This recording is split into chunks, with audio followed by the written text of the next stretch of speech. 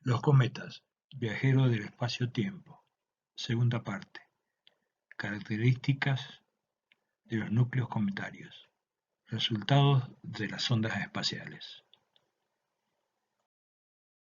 Una sonda espacial es un dispositivo artificial que se envía al espacio con el fin de estudiar planetas, asteroides o cometas. Las sondas espaciales se lanzan hacia un objetivo concreto, o bien termina con una ruta de escape hacia el exterior del sistema solar. Todas las sondas se montan sobre una estructura del soporte a la que se deben incorporar al menos estos tres sistemas: sistema energético, habitualmente baterías eléctricas y paneles solares, para proveer de electricidad a los sistemas, aunque también pueden incorporar fuentes radioactivas de energía. Instrumental de observación, tales como cámaras fotográficas o analizadores de espectro de masa. Equipamiento de comunicación consistente en diversos tipos de antenas para transmitir información recolectada de vuelta a la Tierra. Misiones a los cometas.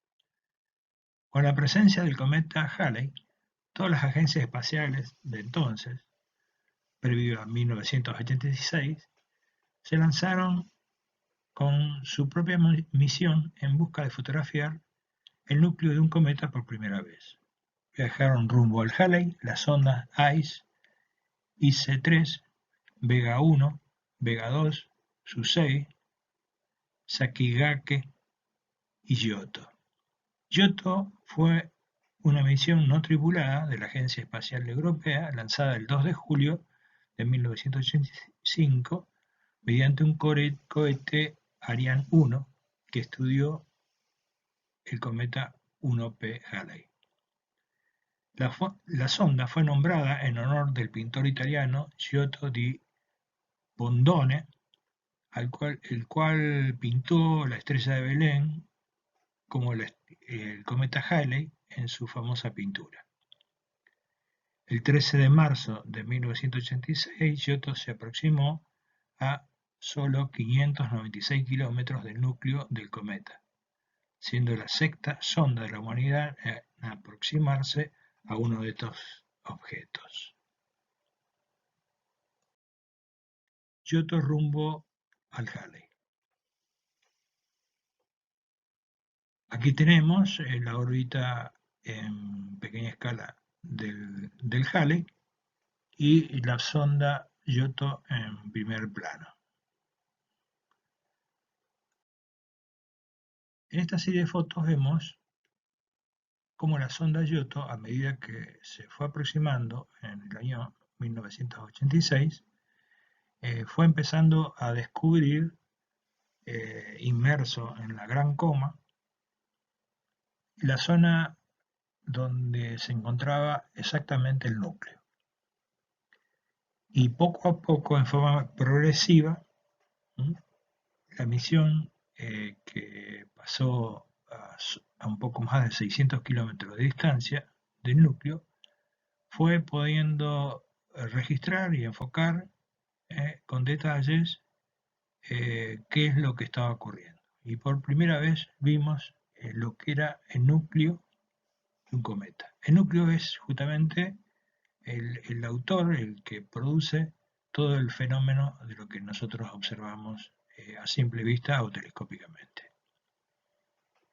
Vemos regiones que tienen eyecciones de gases, se ven como tipo geyser, o como pequeños surtidores de gases que se expanden en el espacio de mayor o menor densidad, el cual no solamente salen los gases, sino que también van liberando los silicatos para generar la coma o atmósfera del cometa. Vemos una región del lado izquierdo que está siendo iluminado por el sol, la superficie es calentada al punto de sublimar esos gases helados, congelados, que están presentes en la superficie en las pequeñas aberturas o cavidades que hay en la superficie. Vemos como es un objeto bastante irregular, vemos una cara en sombra, y el encuentro de Giotto con el cometa brindó la primera oportunidad de conocer lo que es entonces el núcleo cometario, y las imágenes se obtuvieron con una cámara multicolor.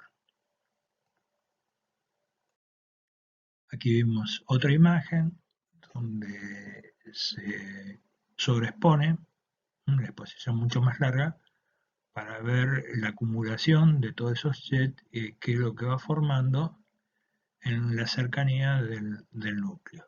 Entonces vemos cómo la distribución no es uniforme, hay zonas más dominantes, hay regiones más dominantes de la superficie, que está dentro del orden del 15 al 30% de la superficie, que está siendo activa al momento de que está pasando la sonda Giotto.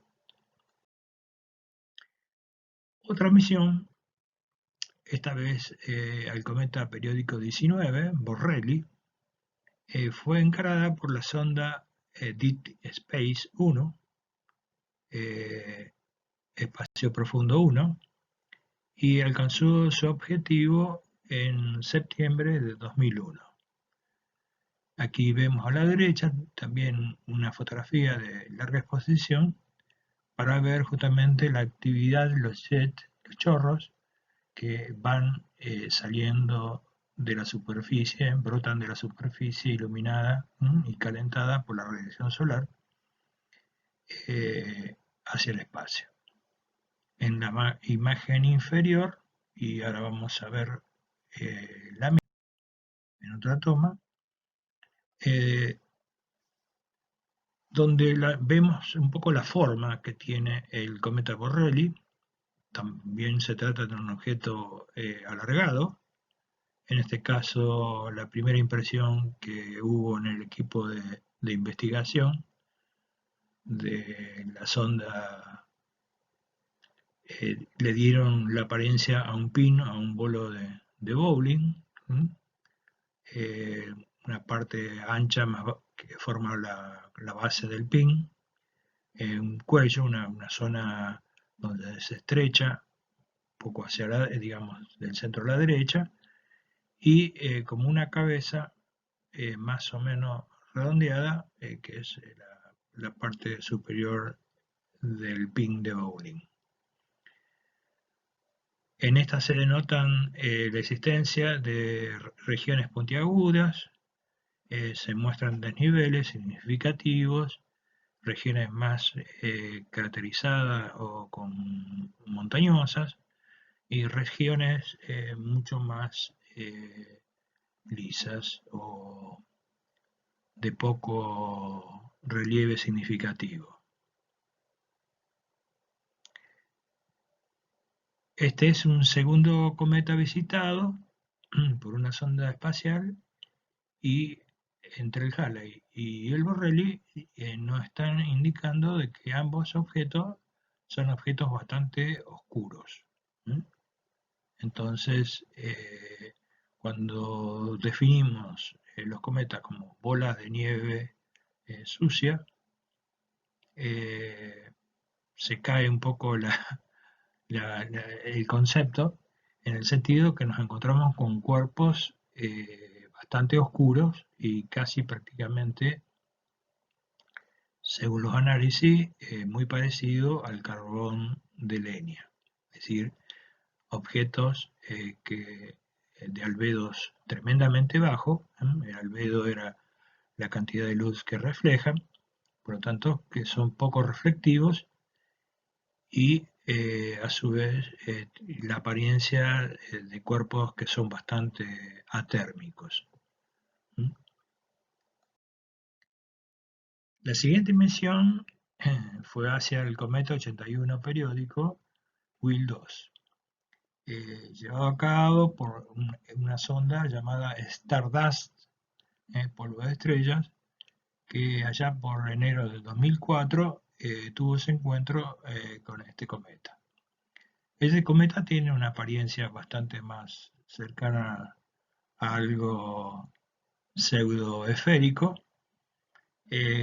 con cráteres, con depresiones, con regiones como que sufrió un impacto o material que está faltando, quizás por el desgaste propio de la actividad de jet y la erosión que va produciendo. En la parte inferior vemos algunos detalles que nos muestran regiones elevadas y regiones tipo acantilado, regiones tipo como montañas, ¿eh? Elevaciones bastante importantes, lo que muestra una geografía bastante variada.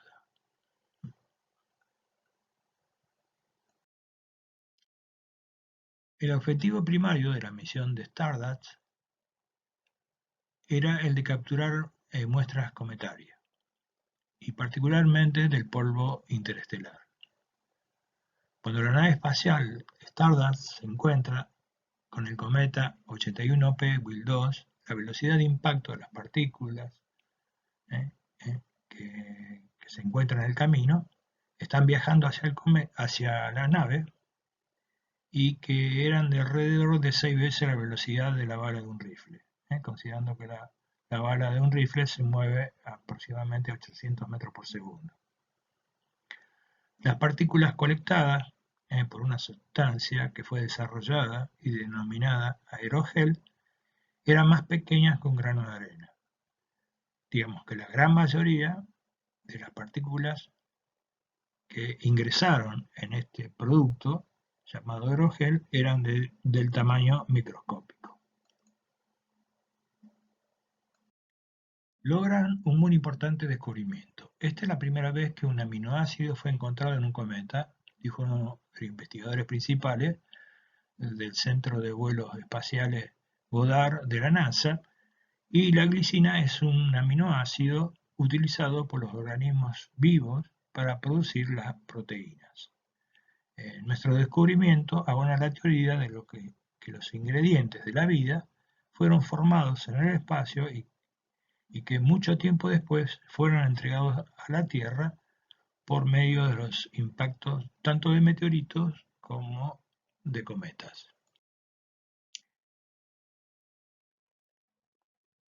Otra misión que vino a continuación, esto fue en julio del 2005, fue la visita del cometa periódico número 9, Tempel 1, y fue visitado por la sonda Deep Impact, impacto profundo, cuya misión fue la de justamente de impactarlo con un proyectil de cobre que iban a dejar en su órbita y abrir un cráter que lanzaría materiales superficiales e internos al espacio, y poder así estudiarlos con diversos instrumentos a bordo de la sonda y también desde la Tierra con grandes telescopios. El impactador poseía una masa de cobre chileno de 375 kilogramos e hizo impacto con una velocidad de aproximadamente 10,2 kilómetros por segundo, generando una explosión equivalente a 4,8 kilotones. Kilotones es una tonelada de TNT. El impacto creó un cráter de unos 150 metros de diámetro y, para compararlo con algo conocido, mayor que el famoso Coliseo de Roma. En la imagen a la izquierda vemos una escala de 1 kilómetro para poder compararlo con el núcleo del cometa. Vemos en color celeste, porque está procesada esta imagen con la intención de resaltar las regiones que evidencian hielo de agua en la superficie. A la derecha vemos la silueta de la expansión de los materiales expulsados por el impacto. Este tipo de silueta se le llama pluma. Es decir, la pluma del impacto, como el material es eyectado, es un isófota que muestran los distintos grados de intensidad de los materiales que son expulsados.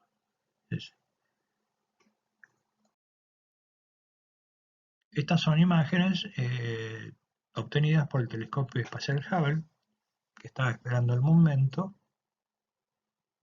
y a la izquierda vemos el aspecto normal o regular de la región nuclear. Alcanza a verse algo del núcleo, no alcanza a verlo como lo ve en una sonda espacial, pero alcanza a vislumbrarse. Por comparación, ya tenemos idea de lo que es un núcleo. Ya la imagen, digamos, normal de la región nuclear con el telescopio espacial ya nos permite imaginarnos algunos detalles. Y a la derecha, como consecuencia del impacto, se eleva un jet, un chorro, una pluma, básicamente, mayormente de silicato y otros compuestos de la helada superficie del núcleo cometario, que se expandió por cerca de 2.200 kilómetros de distancia en dirección del Sol.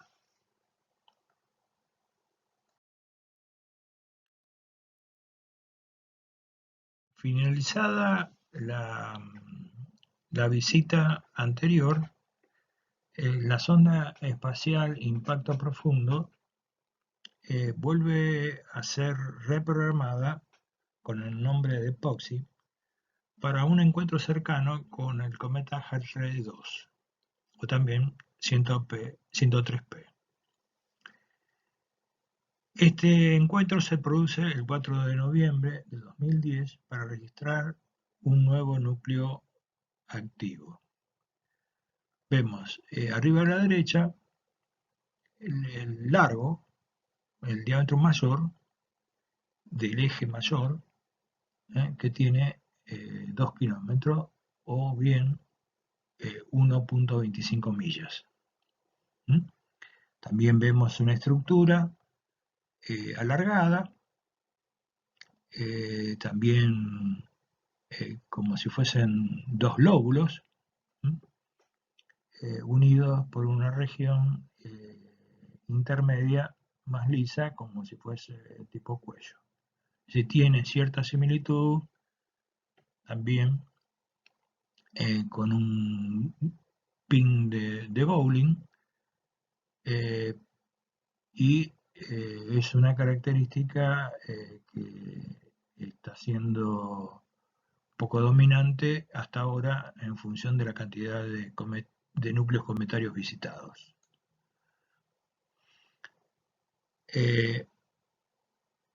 La distancia en que es obtenida esta imagen es de unos 700 kilómetros y en la parte inferior se muestra la actividad de los jets o chorros de gases sublimados por acción del viento solar en las cavidades superficiales.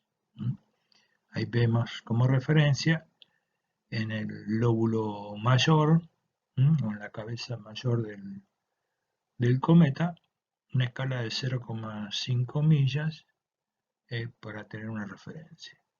Lo que vemos es una gran cantidad de jets, sobre todo en la parte inferior, en el borde superior también, y hacia la izquierda también otra gran cantidad, pero bastante más tenues, aún saliendo de las regiones más oscuras.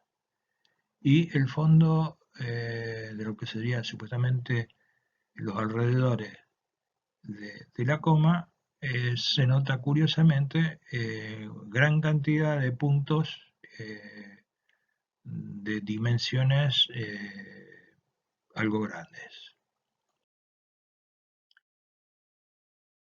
Aquí tenemos una colección de imágenes. A medida que se fue acercando, fue corriendo la hora, se fue acercando y fue viendo por distintos ángulos la actividad de este cometa, el Halley 2, en una secuencia que se obtuvo el 4 de noviembre de 2010.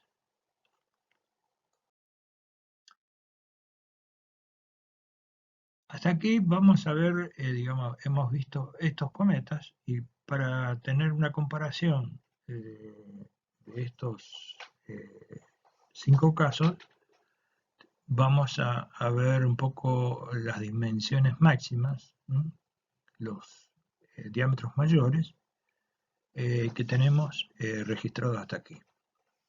El 9P Tempel de 5,56 kilómetros o 5,56 kilómetros, el 19P Borrelli de 8,69 kilómetros, el Will 2, un poco más chico, de 5,47 kilómetros, arriba a la derecha el Halley, bastante grande, de 14,96 kilómetros, casi 15 kilómetros, y debajo el Hartley 2 de 2,01 kilómetros, apenas un poquito más de 2 kilómetros. Entonces, relativamente más chico, es el más chico de todo el conjunto. Ahí lo tenemos escalado para que podamos compararlo.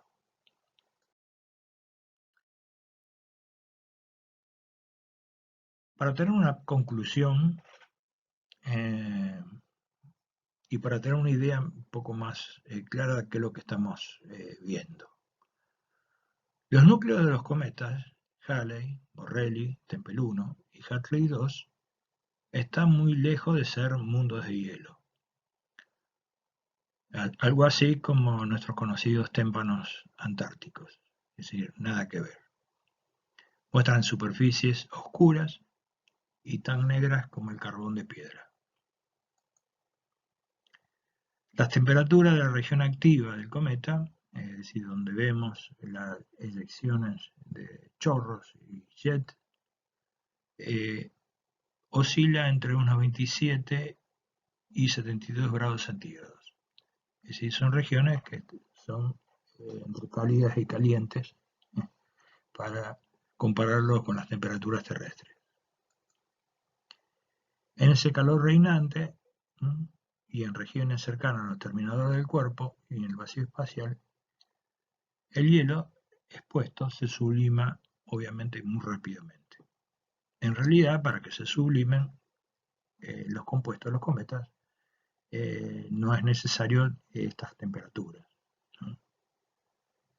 El tema es que en función de la distancia del encuentro con las ondas automáticas que viajaron a cada uno de los núcleos cometarios, se encontraban en distancias relativamente del orden de una unidad astronómica del Sol, por lo tanto es una región, mejor dicho, que presenta temperaturas ya, digamos, similares a lo que puede tener algún punto cualquiera de la Tierra.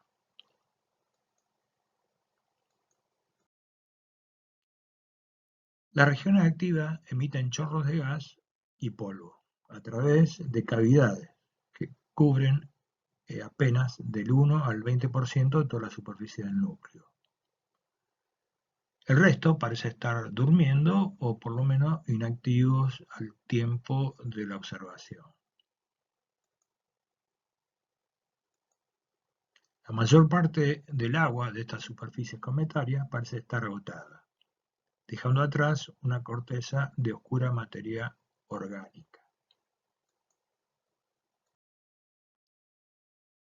Este es un boceto tipo modelo, tratando de entender lo que estuvimos viendo hasta ahora.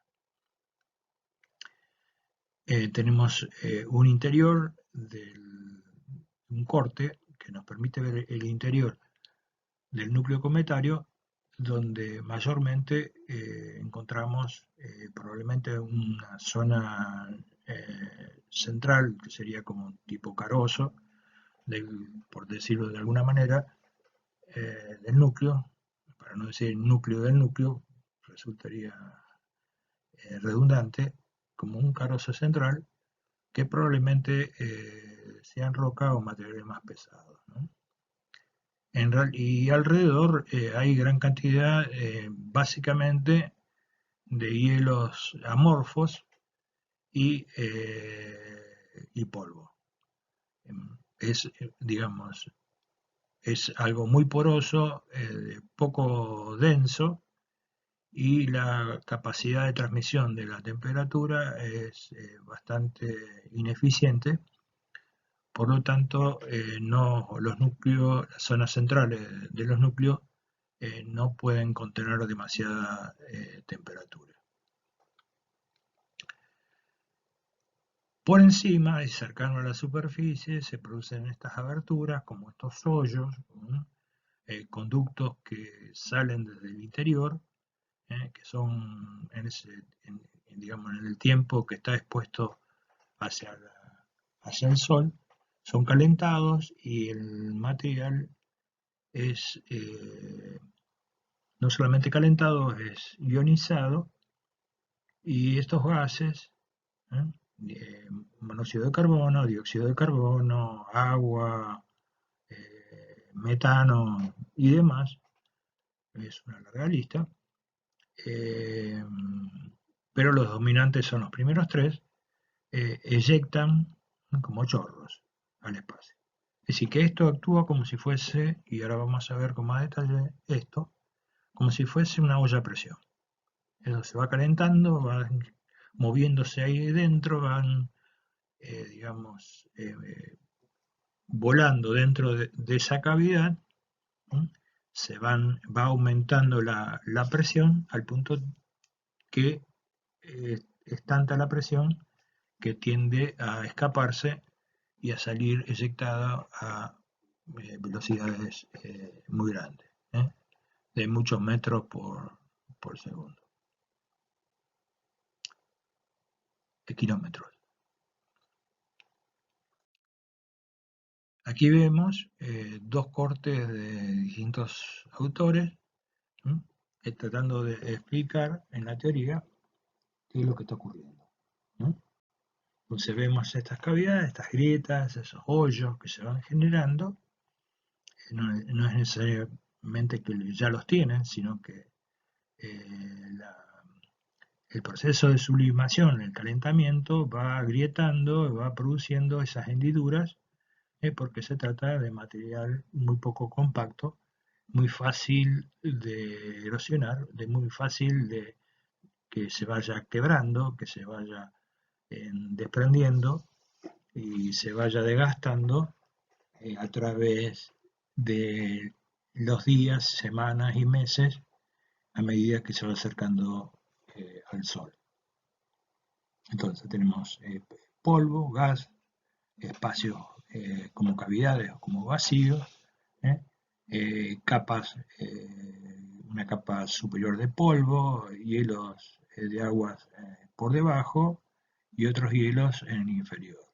En el gráfico derecho tenemos en gris un manto de polvo, tenemos una cavidad donde vemos cómo se van calentando y se van elevando los gases con el polvo, y debajo de este manto tenemos una capa de hielo cristalino, como el hielo que conocemos nosotros, tanto de los casquetes polares como de las neveras o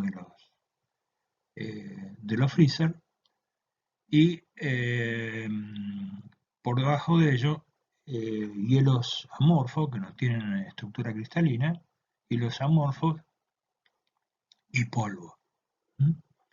Arriba en el gráfico D tenemos una superficie original con línea punteado, significando con esto que a través de cada pasaje alrededor del Sol va perdiendo parte de la superficie, por lo tanto va descendiendo, va bajando por la erosión del viento solar y la radiación electromagnética, van desgastando y erosionando, reduciendo el tamaño de estos objetos y modelando también su forma general.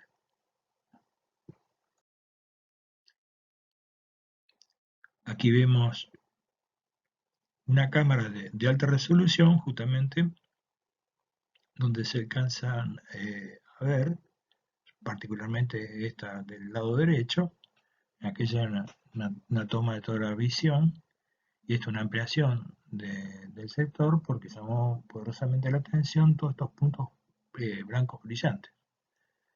Y ahí es cuando reconocieron, se dieron cuenta que estaban ante la presencia de una nevada. Es decir, ¿qué es lo que veían? Veían bolas de hielo y polvo, no sublimados, sino bolas de gases y polvos congelados que salían despedidos de los jets volando en los alrededores del núcleo del cometa sin sublimarse. Es decir,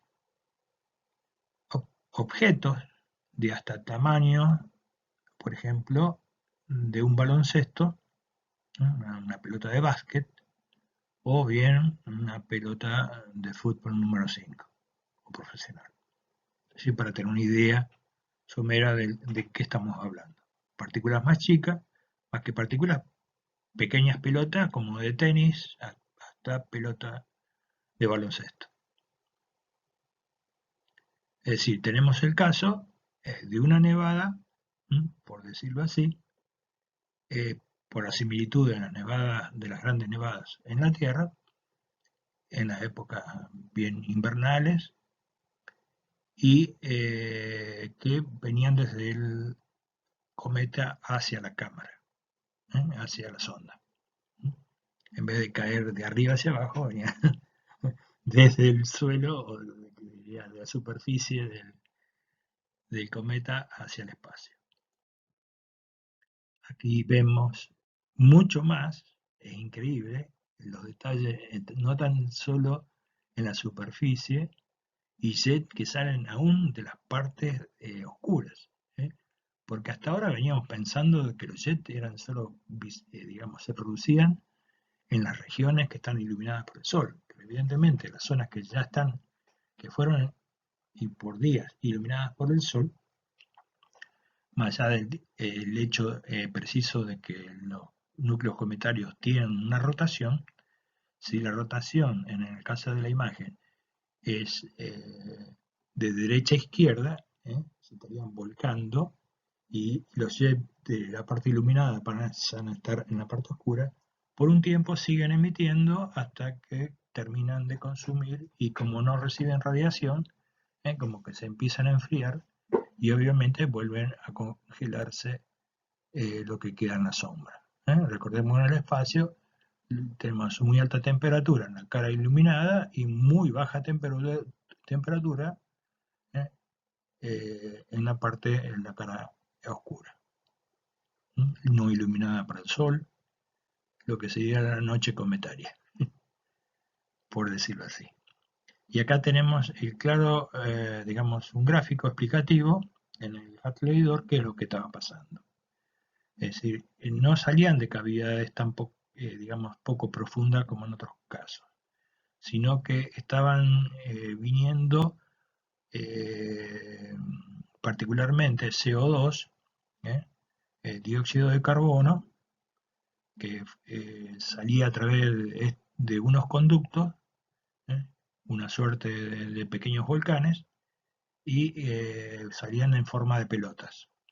Y estas pelotas eran disparadas a muy altas velocidades y alcanzaban varios kilómetros por encima de la superficie cuando recién ahí comenzaban a sublimarse.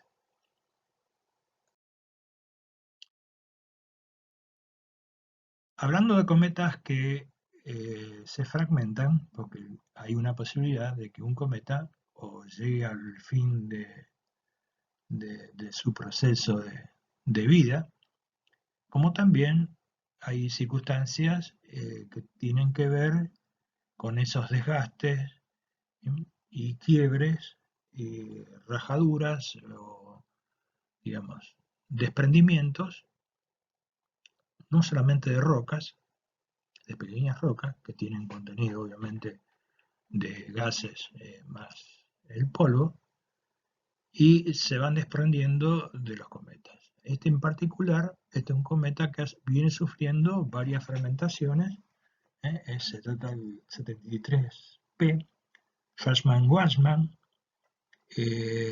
3, el tercero de la serie descubierta por estos dos astrónomos, y sufrió en una campaña, en una aparición anterior, una situación de fragmentación. Y en el siguiente, en abril de 2006, cuando apareció el fragmento B, es decir, el original, que sería el A, el fragmento B ya tenía otra ubicación en el cielo. Y el fragmento C, otra ubicación. Es decir, que cada uno tenía en coordenadas ecuatoriales, tenía su ascensión recta y su declinación. Es decir, que no entraban en el mismo campo de observación, sino que cada uno era como un cometa en particular. Si bien se trata digamos, provienen de la base del mismo cometa original, ya cada uno va tomando su peculiar órbita, por lo tanto tiene sus propios elementos orbitales.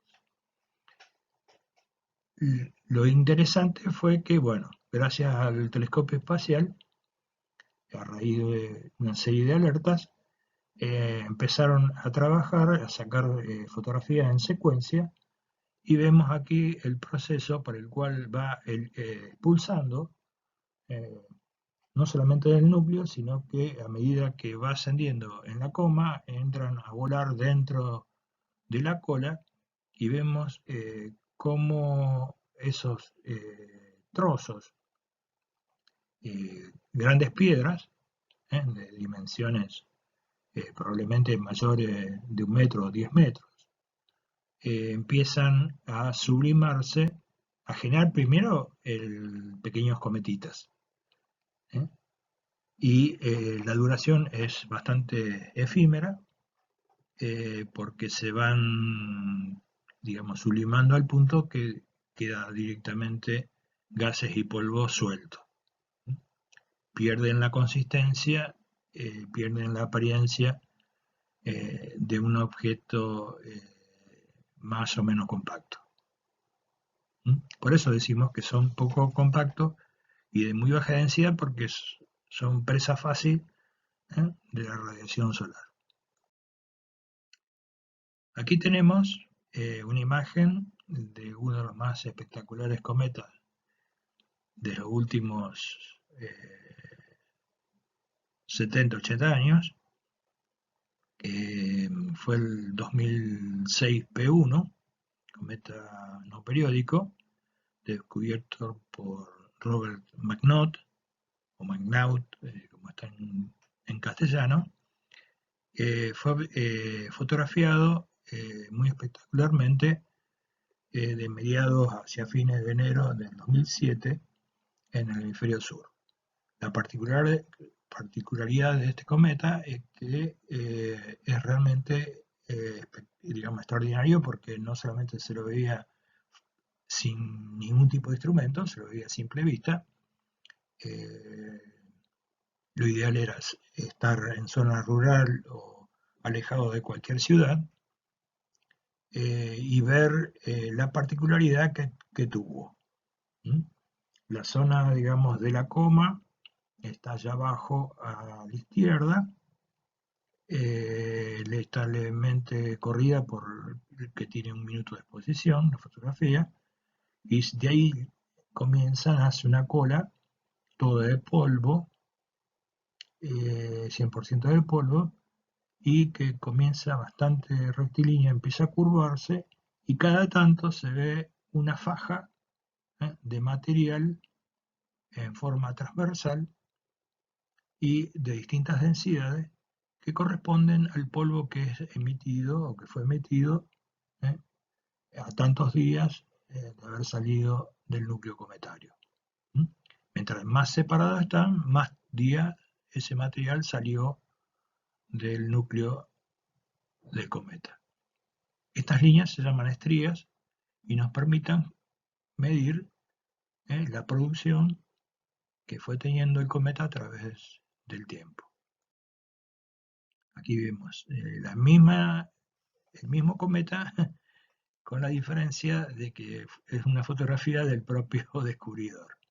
Es el propio Robert McNaught, el 20 de enero del 2007, en el desierto australiano, cerca de Siding Spring, el famoso observatorio del desierto australiano, y él vive a la cercanía del observatorio, con cámara y trípode en mano, sacó esta preciosa fotografía, que se ven las estrías hasta casi horizontales detrás de esta espécimen vegetal típico del desierto.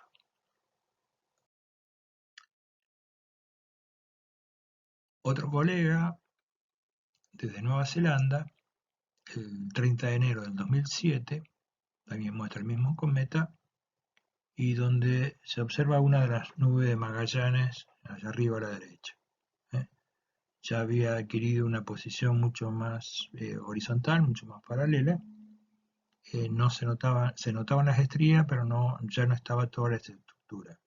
Es decir, pensar que son 10 días donde la evolución es muy grande y día a día va variando, aunque parece que no lo fuera, pero sí, en realidad este tipo de objetos, los cometas, tienen la particularidad de producir grandes cambios en poco tiempo o en pocos días. Aquí cambiamos de sujeto. Tenemos el 2P Encke, que en su pasaje cerca del Sol, allá por abril de 2007, al ingresar en distintas regiones del campo magnético solar, recuerden que hacia el ecuador solar el campo magnético se mueve hacia afuera, y en las regiones polares las líneas de fuerza del campo ingresan por los polos. Esto hace que afecta la forma y el desarrollo de las colas de polvo, iones de los cometas. Y vemos cómo va fluctuando, cómo va zigzagueando, y por momentos se interrumpe y se vuelve a conectar en el tiempo, a través del tiempo. Aquí tenemos un caso muy particular del cometa 17P Holmes, de que ser un cometa periódico bastante común y normal, sufrió un colapso de escala prácticamente de una gran parte de la superficie del núcleo cometario, y generó una expansión de una gran cantidad, terrible, gigantesca cantidad de gases y polvo, que empezó a generar que la coma fue creciendo a un ritmo tan grande, tan grande, tan grande, que llegó a superar el volumen del Sol. De modo que si uno se preguntaba en aquel tiempo cuál era el objeto más grande del sistema solar, no podía decir que era nuestra estrella, el Sol, el objeto más grande, sino que este cometa en el año 2007. Aquí una foto comparativa de un colega del sur de Italia, que hizo un montaje entre una foto de la Luna, es decir, dos fotos tomadas con la misma cámara, con el mismo telescopio, en iguales condiciones, y comparó el diámetro aparente de la Luna, que sabemos que el diámetro aparente del Sol prácticamente es el mismo, y comparado el diámetro aparente del cometa, lo cual nos está indicando que en dimensiones, si pudiéramos medirlo, el diámetro en millones de kilómetros, está superando ampliamente el diámetro aparente del Sol, o el diámetro real del Sol. Esto lo podemos transformar en diámetros reales, ¿no? Diámetro aparente a diámetros reales. Aquí vemos otra evolución del cometa 17P Holmes, uno en un campo estelar, otro cerca de una nebulosa en emisión, y realmente son fantásticos. Aquí hay otros cometas no tan importantes, pero siempre hay cometas para fotografiar y para registrar, tanto en la observación visual como en los trabajos fotográficos. Aquí tenemos otro, el caso del 2007 N3, el conocido Lulin, en un observatorio que recién, digamos, chino, en Taiwán, que había sido inaugurado y bueno, tuvo la suerte de descubrir y después fotografiar su cometa descubierto. En este cometa tiene la particularidad de que por la geometría en que se encuentra, vemos el grafiquito, aquí chiquito, en el Sol, en el centro del círculo de la órbita de la Tierra, el cometa estaba del otro lado, por lo tanto veíamos la cola de polvo hacia la izquierda, que es lo que vemos nosotros en la imagen de la fotografía animada, y a la derecha la cola iónica que sale en dirección opuesta al Sol. Si trazamos una línea del punto amarillo del Sol hacia el cono verde, vemos la dirección que tiene la cola iónica, que es lo que vemos flamear como un humo en el costado, digamos, en la parte derecha, superior derecha del cometa. Bueno, hasta aquí esta charla y bueno, esperamos en la próxima continuar con la misión Rosetta, que orbitó, la primera misión que está programada y que orbitó un cometa. Es decir, que no pasó por un costado, un viaje directo hacia el espacio, sino que esta vez hizo una serie de maniobras para ponerse en órbita al cometa 67P Churyumov-Gerasimenko.